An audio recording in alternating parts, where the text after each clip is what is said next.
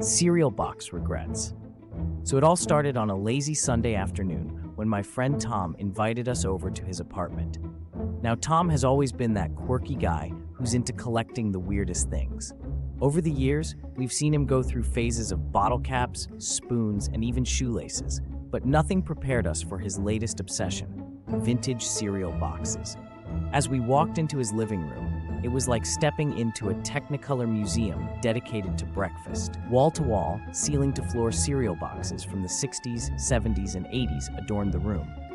Honestly, it was like being inside a sugary time capsule, and I was just waiting for Tony the Tiger to pop out and tell us everything was grar, reet.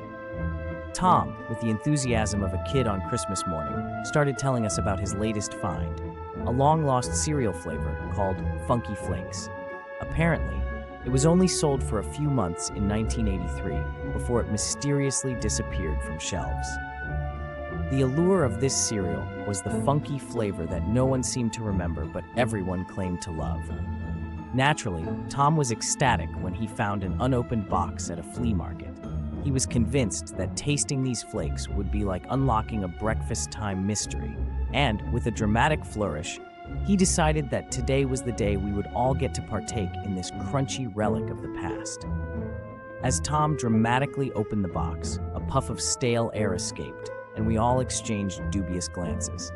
But hey, we were there for the experience, right? So we each poured a bowl and braced ourselves for the taste of history. With the first bite, it was clear why Funky Flakes had been forgotten. It was like chewing on cardboard that had been marinated in disappointment and sprinkled with the faintest hint of regret.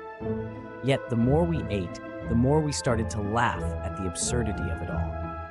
How could something so hyped up be so incredibly bland?